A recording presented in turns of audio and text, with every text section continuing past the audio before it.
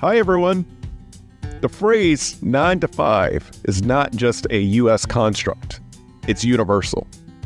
This also means that the rat race and its side effects are also universal. We can all be too attached to the grind and open ourselves up to burnout, especially if we are living outside of our true definition of success. With that, I'm excited that I had a chance to sit down with Anna Lundberg, who is an expert of helping individuals redefine their own unique meaning of success. I've been a fan of Anna's work for the last couple of years. Anna is the founder of One Step Outside, where she helps experienced professionals from around the globe design a career, a business, and a lifestyle that brings them more freedom, flexibility, and fulfillment outside of the conventional 9 to 5. Anna is the author of 2 books, Leaving the Corporate 9 to 5 and Outside of the 9 to 5. And she's also the host of the Reimagining Success podcast. She lives with her 2 young children on the south coast of England. Though Anna and I both would love a world where everyone is free of the 9 to 5, that is simply not possible. Personally, I wish everyone was balanced and were entrepreneurs.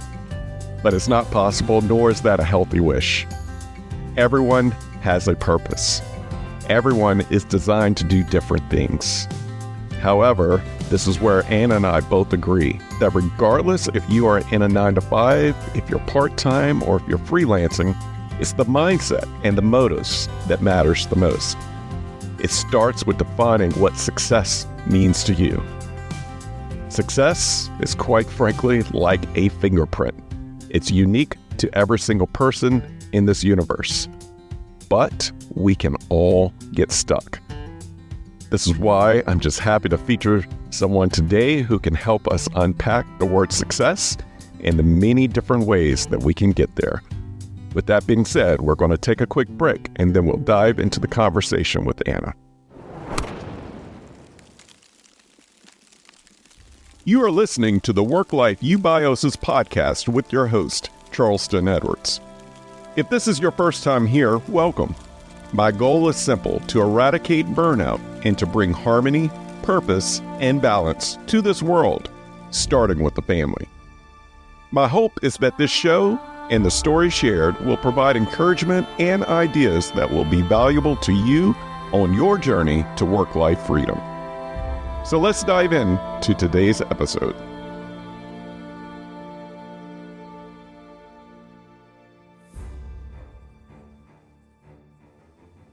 Hi, Anna. Welcome to the podcast.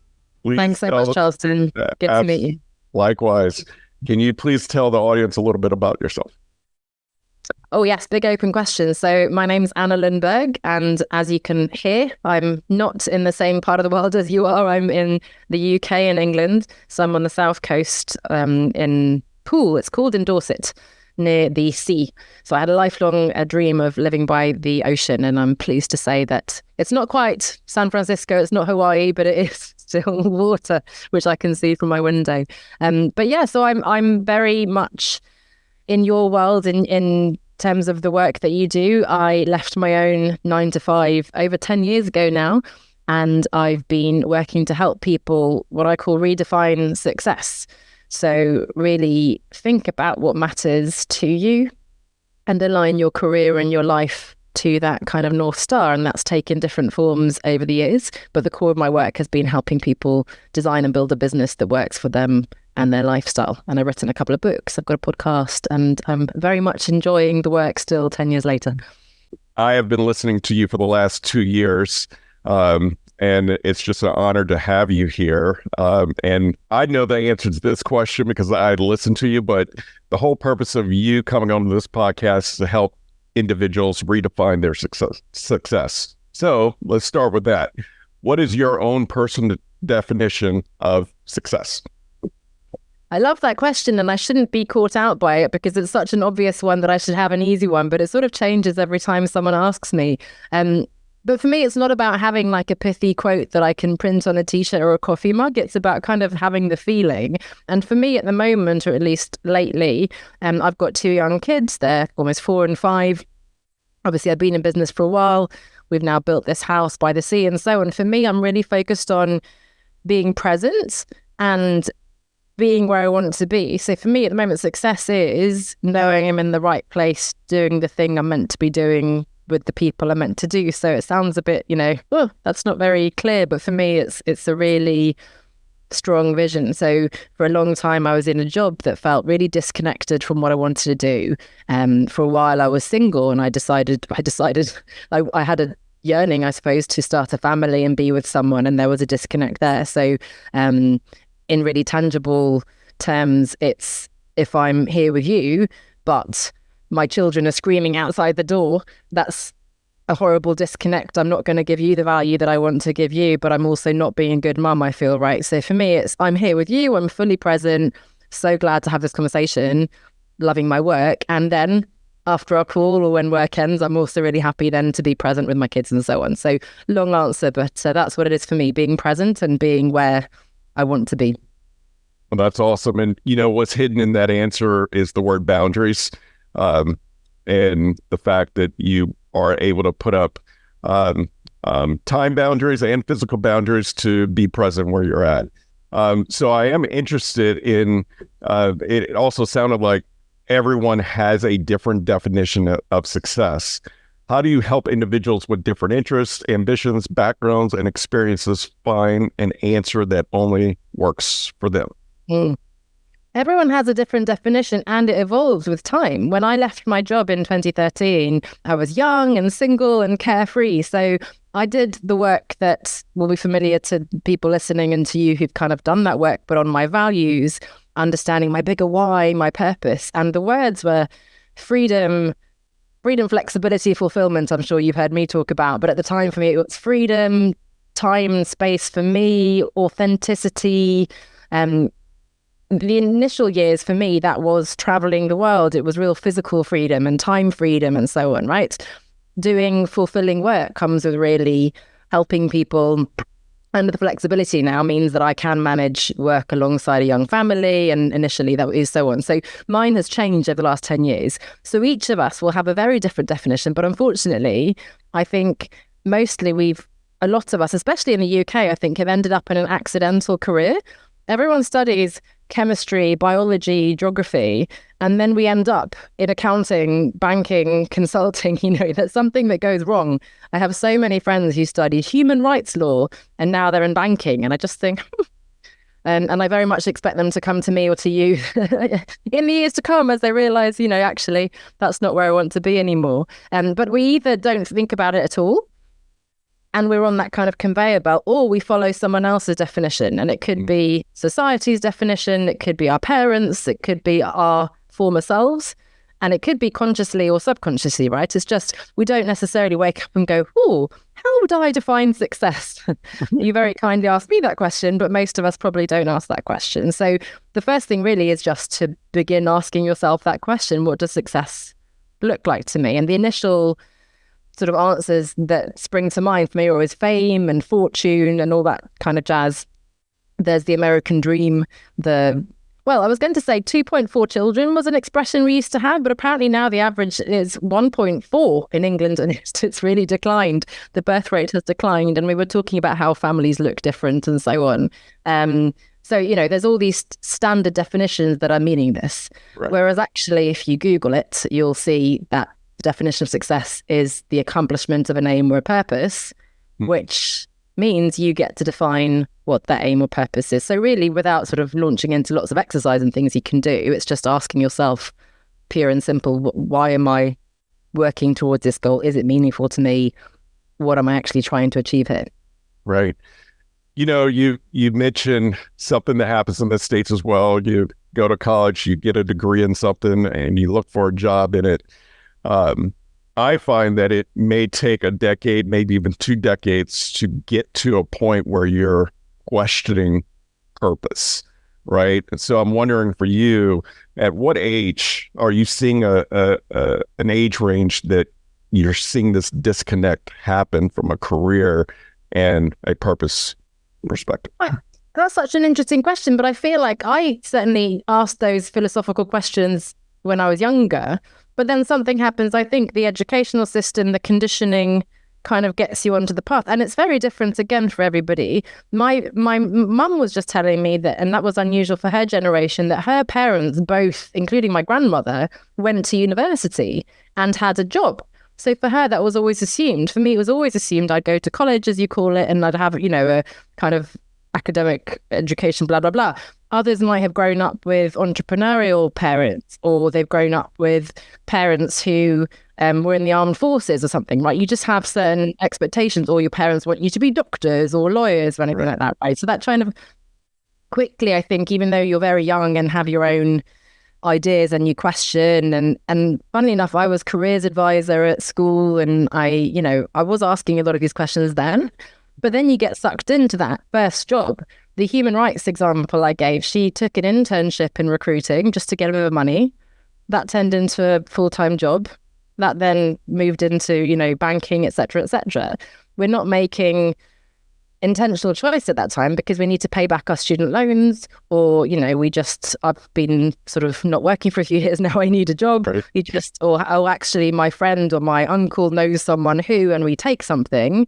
10, 20 years later, we wake up and go, what just happened? Right. And I think the moments when we then start questioning again could be a change of personal circumstances, having children, the family, health, illness issues like that, nearing retirement can make us question things. There's so many moments, of course, unfortunately, some quite sad ones that can trigger us to begin to think, hang on a second, why on earth am I working so hard for a company that doesn't care about me, for example?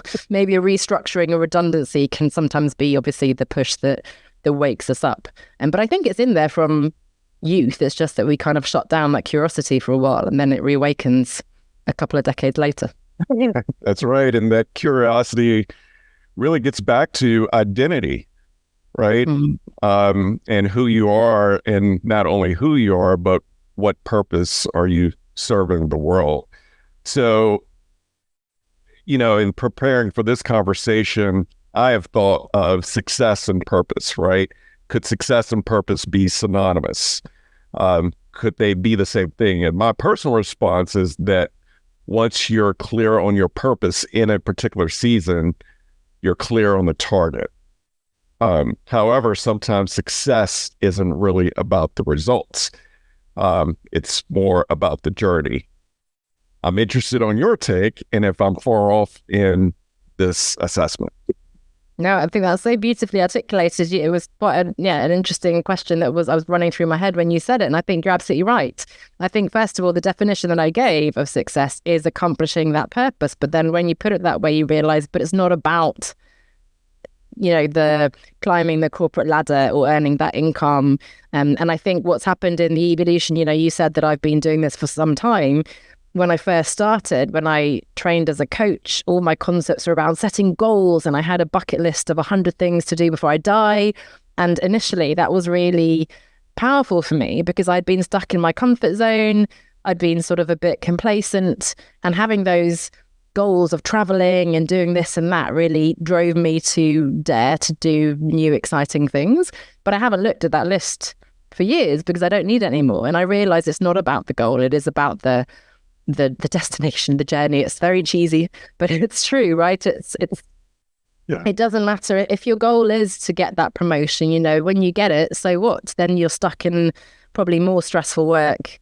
You've got, higher bills because you've already started living up to that higher expectation, et cetera, et cetera. You're not seeing your family and so on as much as you wanted to, or just one more contract or one more project and just a few more years, all that kind of story you tell yourself. But even in working for myself, I found, I always wanted to be a writer. And the sort of idealistic vision I had of that was, sitting by the sea, writing books, but it's not about being a Stephen King or a J.K. Rowling and having like a New York Times bestseller. I've realized that for me, success as a writer is writing something and hopefully someone else reading it, right? That's sort of part of it. But it's not tied anymore to thousands of people buying it necessarily or making millions of it, that kind of thing, right? Seeing in every bookshop, of course, that would be lovely. But just having the physical book in my hand is amazing. Hearing that someone has read it or seen it, is really meaningful.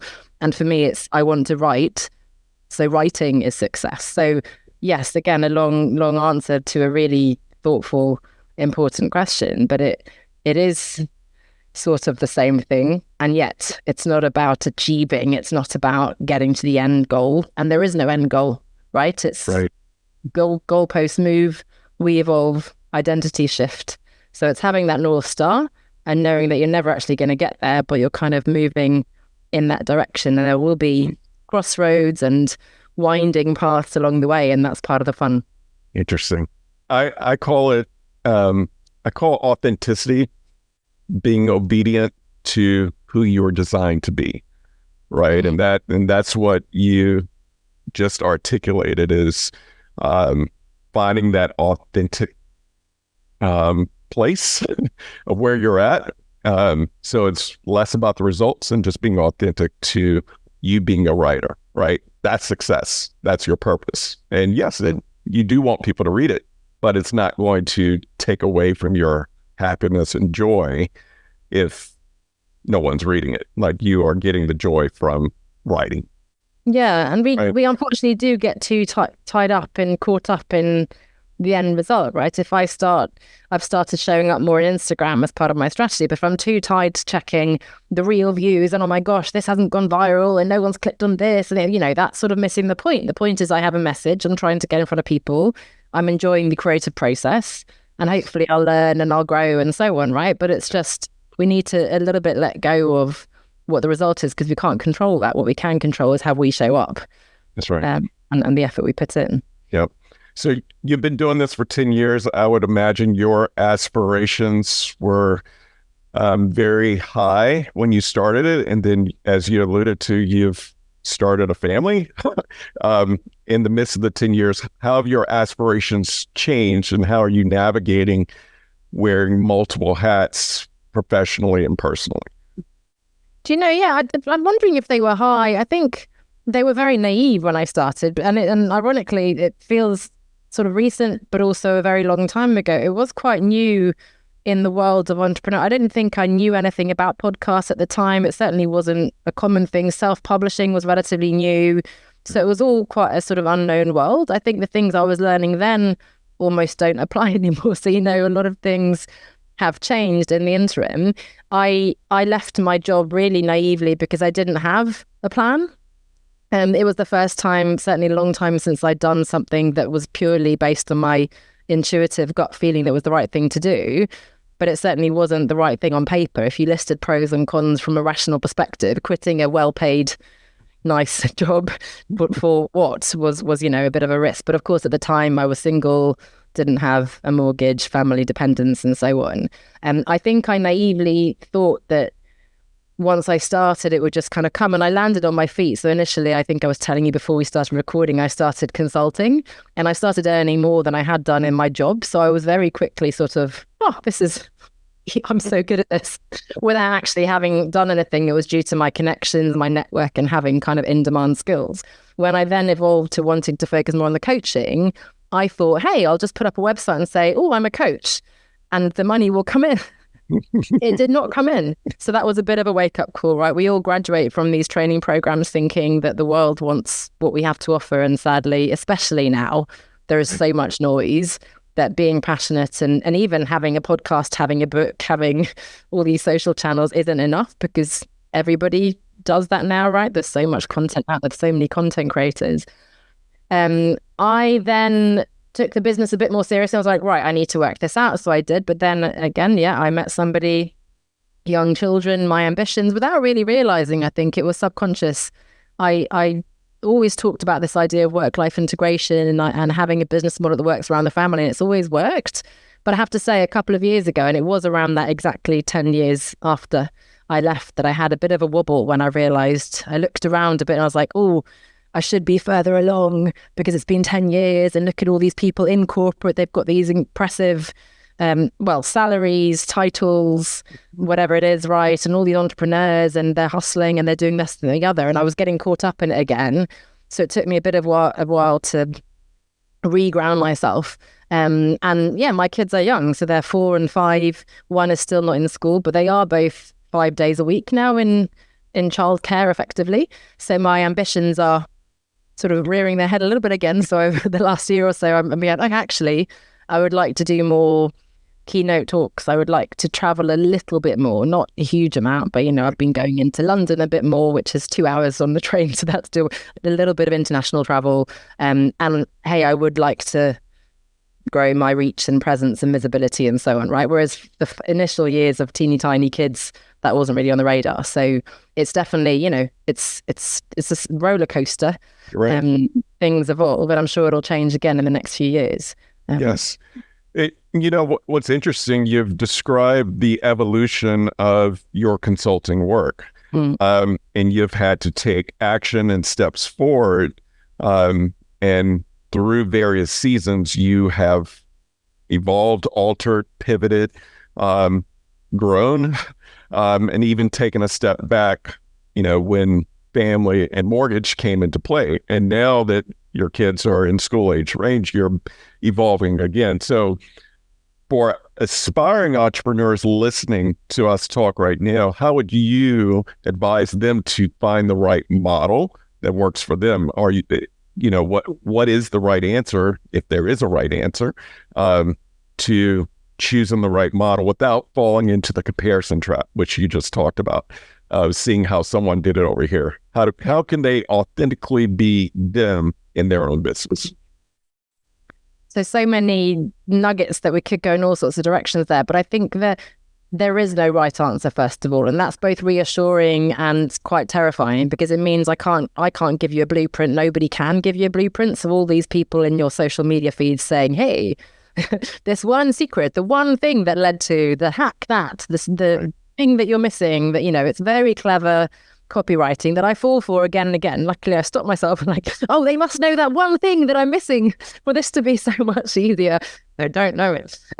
So let's be kind to these people. Yeah. We're all well-intentioned, and I'm sure most of these experts are good at what they do and have found success with their particular model. However, that doesn't mean it will work for you. And if it does work for you, it doesn't mean that you will enjoy it, because your family situation is different to mine. Your strengths, your skills, your financial needs, your lifestyle aspirations, right?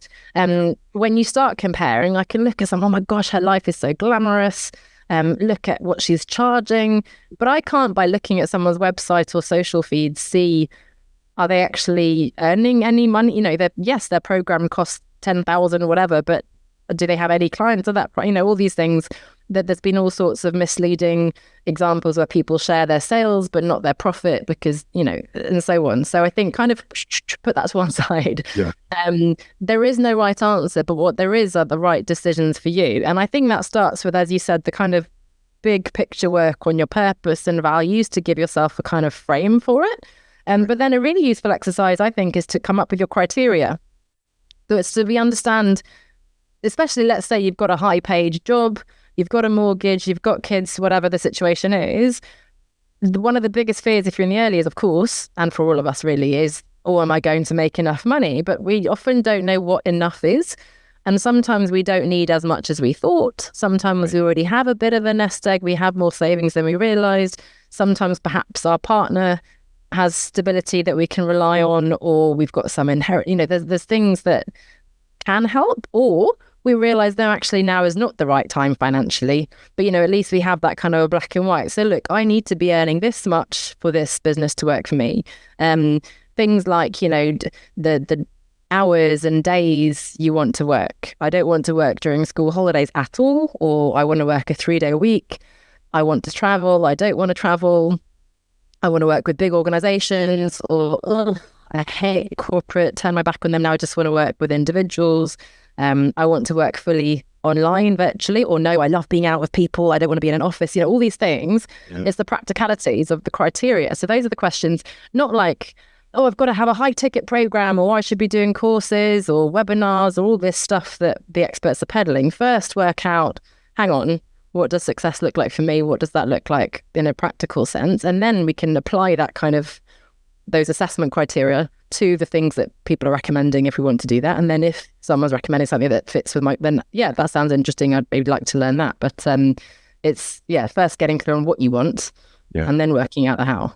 I like that answer. It's a lifestyle-centric approach. to figuring out the criteria on all the different spectrums, from money to what you want to be doing with your time to all the other variables that make you and your family unique. So I appreciate that answer. I want to take a turn now and talk about burnout. We saw this in the States. There was the Great Resignation. There were millions upon millions of people leaving their jobs between 2021 to 2023, and burnout sort of became this seen epidemic, and mental health as well. And the World Health Organization, even before the pandemic had concluded, a long list of symptoms of workplace burnout. But I would argue that burnout, like success, is unique for everyone, right? Going back to what works for you. As a consultant, how do you navigate the many nuances to help your clients out of burnout? It's a great question. I don't think I'm the best person if someone's really in burnout. There's other support that they need, and I don't think I'm qualified to support someone through that. Obviously, I can recognize the signs, and I can, that's something I've certainly seen and experienced myself. I think when you're really in that sort of, I want to say the depths of despair, but when you're really in the experience of the burnout, you need to rest. I've had people who've tried to, they've gone, I need help to do this and so on, and they've signed up or wanted to sign up. It's not in integrity for me then to work with them, because you just are not in the right headspace to think about, my purpose and my values and my rainbows and unicorns, when, my energy is minus 50 and I don't, there's just not possible. So I think that what you need is compassion, taking care of yourself, patience. Inevitably, when people have left their job, they want to I'm going to get straight into this. I've got all these ideas. Suddenly it hits them all like a ton of bricks. Even if they're not burnt out, it's just like, oh my gosh, I need space. We haven't had space for 30, 40 years, depending on your age, since you started school when you're 4, you've just been in this hamster wheel. So I think actually that giving yourself the time, having patience, being kind to yourself is the program that I recommend for you if you're really in burnout. Then when you begin to have energy, when you've started taking care of yourself again, whether you're still in your job or, you've left or whatever your situation, then you can begin to go, okay, Rebel, let's gradually start looking at where I want to go and start taking steps in that direction. So you hit on something that I really wanted to talk about. You said it. You just need rest, right? And what I find interesting, the difference between England and the States, or Europe in general, right? And please tell me if I'm off base, but every August, everyone goes on a holiday. Europe, for the best part, shuts down. People take 4 weeks off. That does not happen in the States by far. And it's almost a lifestyle approach, right? That a country as a whole can shut down for a full month. So I'm just curious of how is that maintained in this age of social media and tech and just AI and being able to go 24/7? How have you all maintained being able to do that? Because I know you took one. I was listening to your podcast. You had batched all these podcasts to respect your ability to take off for a full month. Yeah. Well, funnily enough, for me, it was my first proper month off in a way, because it's the first time my kids actually had that off. Usually when they were younger, childcare was sort of all year round. So I haven't quite had that experience.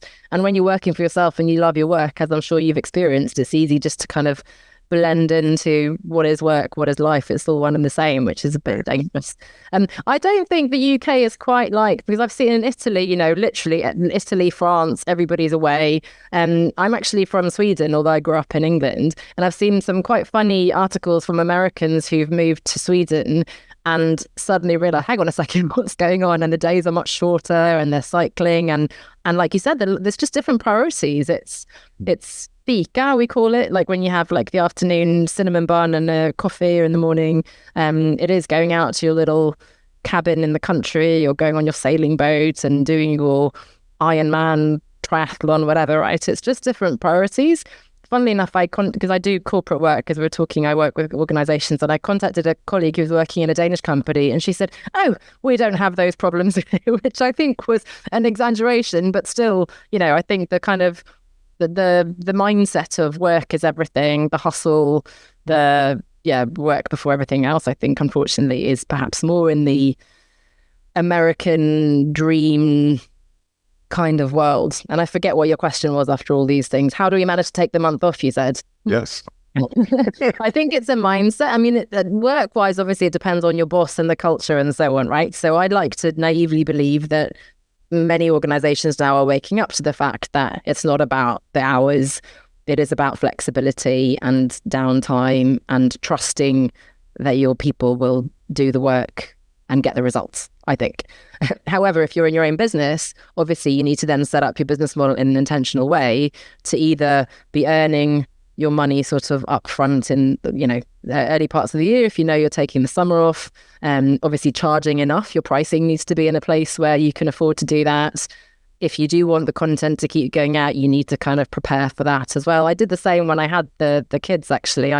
Maybe foolishly, because I think I probably should have just taken a break and role modeled that actually it's okay not to have content going out, but I still had, episodes and posts and emails going out even while I was off with a newborn baby, which, was maybe not what I should have done, but we live and learn. Right. But there are choices we can make. And the biggest is just making the decision and believing that it's possible. And then you can work it out, right? I think we're just we keep talking about boundaries, but it's so easy to, especially if we need the money and we're eager to please and we love the work. Oh, Charleston just asked me to do this one thing. And of course I want to help you. And of course I kind of want to earn the money, because if I say no to him, maybe where will the next client come from? There's so many things going on, but we kind of have to trust and have the faith that it will come. And that if we do give too much of ourselves, our family life will suffer, we'll suffer. And ultimately, I think clients suffer too, because we will drop the ball at some point. We will maybe burn out. We'll certainly feel resentful and not do our best work. So it is about believing it's possible and then setting up the business model, the systems, processes to support that model. I appreciate your answer there. I'm curious, have you ever taken a sabbatical?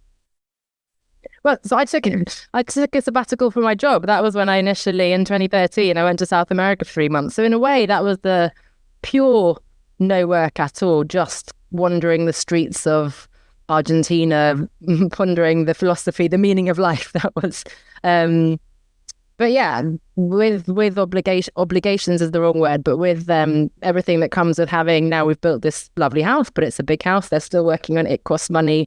The kids, the lifestyle that we want, it has certain demands, and I'm not as carefree and so on as I was, 7 or 8 years ago.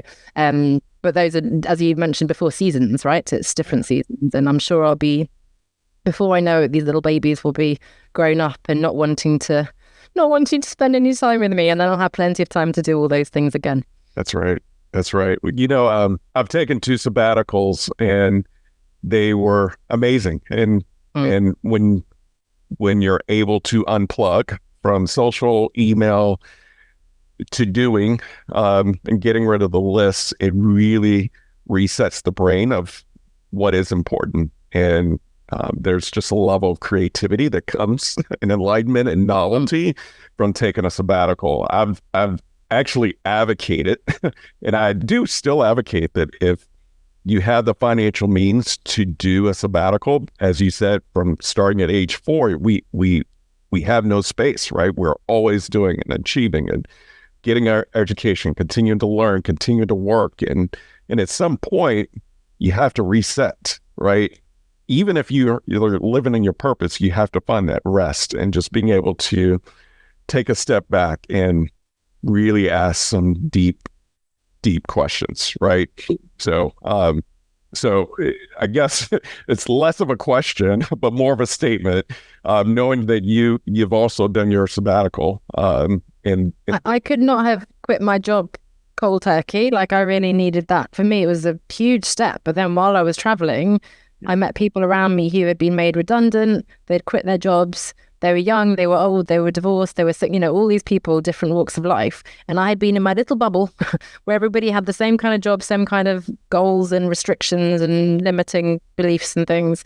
And just opening my eyes to that really gave me the courage then to take the next step. So absolutely, if you want to sort of dip your toes in a bit of time away without giving up your salary job entirely, I think. And to be honest, even, a weekend is probably not quite long enough, but like a week, a few weeks, I think sometimes we think too much in black and white terms. Oh, if only I had 6 months to go to yoga in Bali, but probably we'll never have those 6 months. So we need to find micro moments of relaxation. We need to, like I said right at the beginning, be present and relax. And, I actually physically can't now push myself. I know that if I'm absolutely exhausted, however much I'm excited or need to do something, I know I can't. So I just rest, and then I'm going to be much better the next day, So it's again kind of just reframing what we think is going to get us to the result, and sometimes slowing down is what gets faster. No, that's really, really good. And I guess that leads to one question. I know you work with corporations. How do you help corporations reduce stress as a culture? I know you help individuals and corporations, but when you go into a corporation, how do you help them slow down or be strategic and really help their employees be well, not only physically, but mentally? Well, funnily enough, as we record, this is Stress Awareness Week, so it's a very apt question.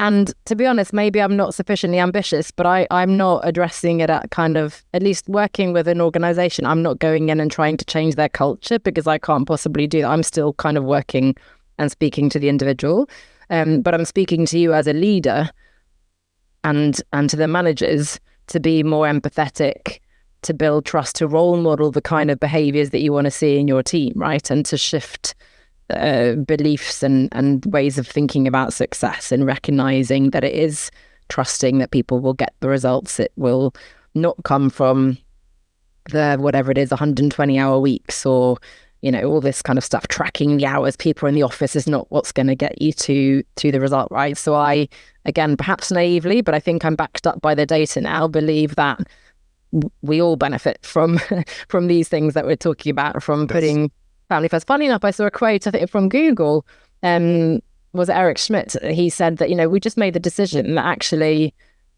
family and what happened outside the office was more important. I was like, yes. I can make, exactly. And you're there, right? I mean, sometimes it's the emperor's new clothes, and we look around like, why are we working on these PowerPoint decks and emails when I don't? So yes, obviously we need to pay our bills, and obviously we care about our work, and I believe that they are what's the word, sort of mutually beneficial, I suppose.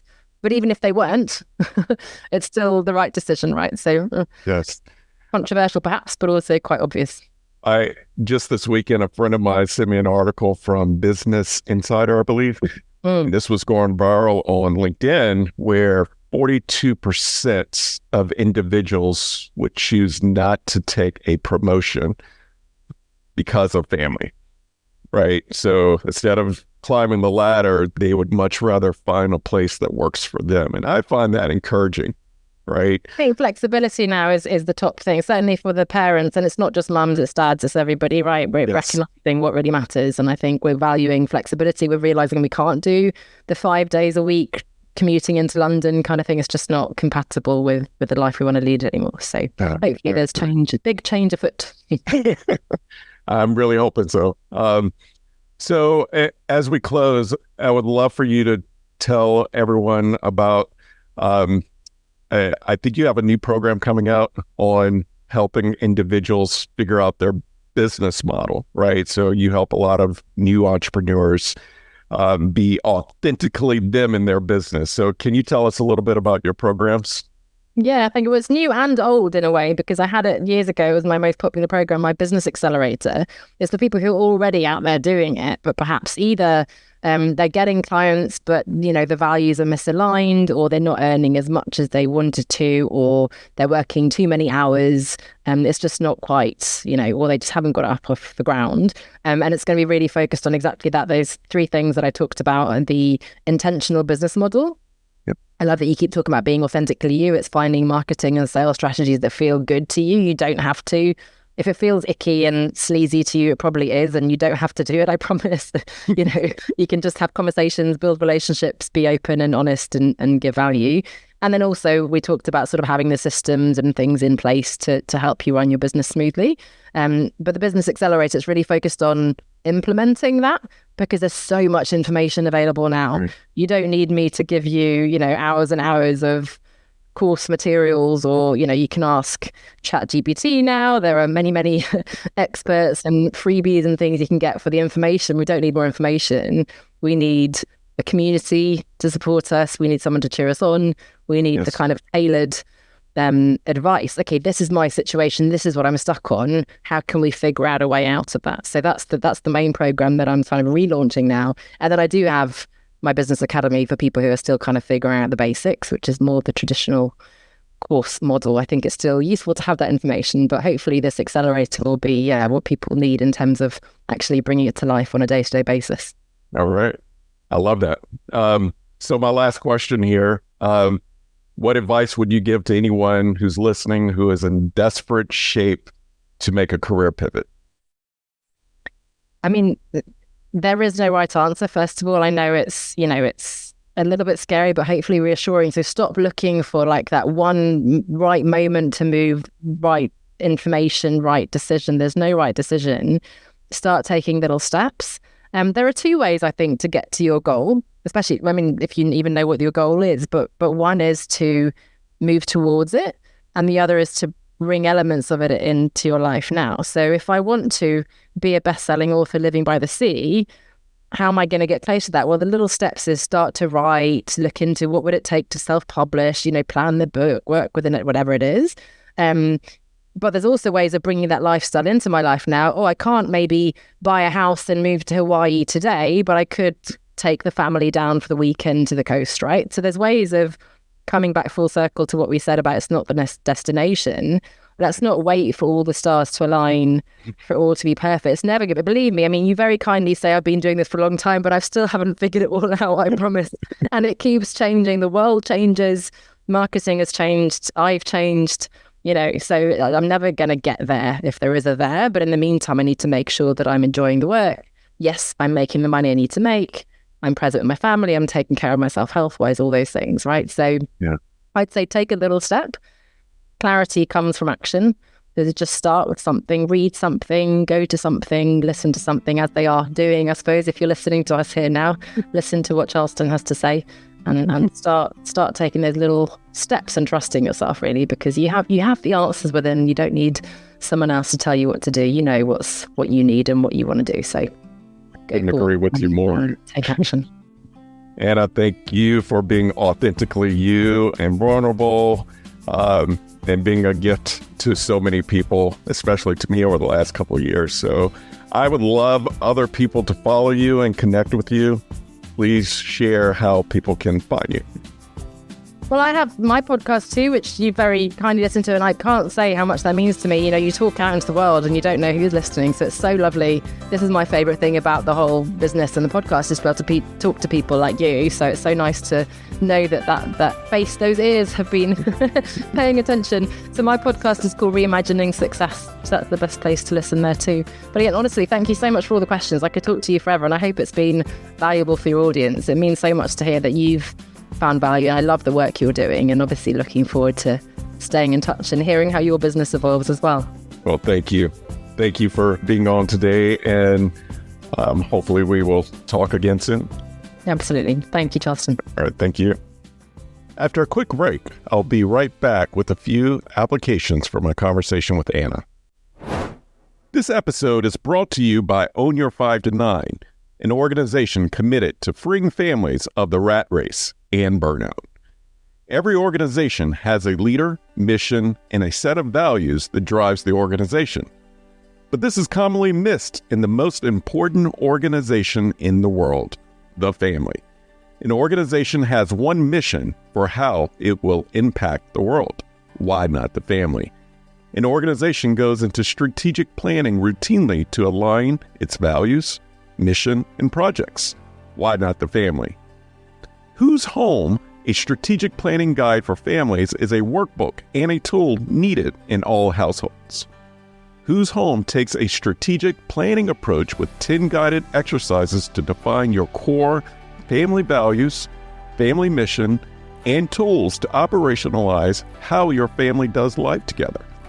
If your family is facing a big decision, Whose Home is for you. If you're considering a career pivot, Whose Home is also for you. If you desire more intentionality and harmony in your home, Whose Home is for you. Create a healthy culture, not a hustle culture, at home. Visit ownyour5to9.com to claim your copy today. Welcome back. Wasn't Anna amazing? I want to leave you with 10 applications from our conversation. Number 1, success isn't about the money or the achievements. Success for Anna was being fully present in every aspect of her life. Being in the right place, doing what she was supposed to be doing with the right people around her. Number 2, success is the accomplishment of an aim or purpose. That's what Google says. But what Google doesn't say is success evolves with time, which means it changes by the season. We live and we learn. And as we learn, we take those golden nuggets in life and we adjust accordingly. Number 3, we can land in the accidental career because we have followed someone's definition of success. Maybe it was our parents' definition of success, or it was the societal pressure, or we just need to pay off our student loans. Whatever that reason is, and you feel like you're off track, talk to someone, find a coach, find a mentor to help you get back on your path to purpose. And number 4, purpose is not about achievement or the end destination or doing per se. It's about identity and being true to who you are designed to be. That is also the pathway to authenticity. Number 5, our life's journey is not always linear. Anna's career path has evolved and shifted as life has happened for her over the last 10 plus years. It's been a roller coaster of ups and downs, but she's grateful for every moment. She has remained true to who she is, and she's realigned and recalibrated her time accordingly. She even admitted the times that she's needed to reground herself when she was drifting away from her definition of success. Number 6, there is no right answer when it comes to having a successful business or a successful life. Action gives way to clarity. When taking action and moving forward, the lens to have is alignment to your purpose and values. Anna spoke at length at the power of knowing your criteria for life. Finances, what is enough, where you want to live, what kind of business speaks to you, how much do you want to work, who you want to work for, etc. You have to define your criteria. Number 7, the first step to resolving burnout is rest. Rest takes many different forms: sabbaticals, extended vacations, extended weekends, boundaries during typical work days, knowing you're getting daily rest, and then knowing what recharges you. Burnout sometimes is not about doing too much, but it's doing too little of what lights you up. Number 8, Anna gave a model for taking an appropriate rest as a lifestyle. To do that, sometimes you may have to batch content in advance. You'll want to finish your projects before taking your rest. Make sure you're charging enough if you're going to take an extended sabbatical, so you have money saved up for when there's going to be a dry season in finances. And in some cases, taking a sabbatical can be a clarifying event that realigns you back to your purpose and your next steps to take. In sabbaticals, you don't have to take a lengthy or an exotic one. A sabbatical is all about unplugging. Number 9, we can all benefit from putting family first. What happens outside of work propels what happens when we do work. And number 10, the last one, Anna's definition of a goal and how to reach our goals is two-pronged. Either we move towards it or we bring elements into the goal. We don't have to wait until all the stars align. Move forward. Clarity comes from action. And be comfortable with change as the world changes.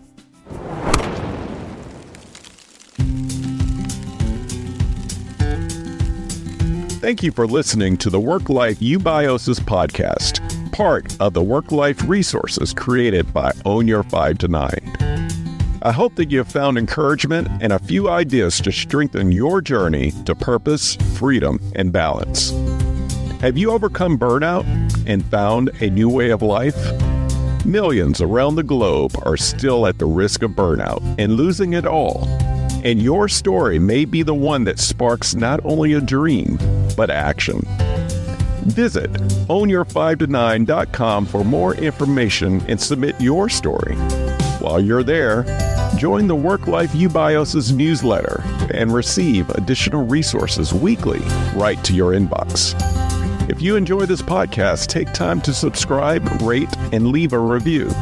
Share it with a friend or loved one. Remember, the most important organization in the world is the family.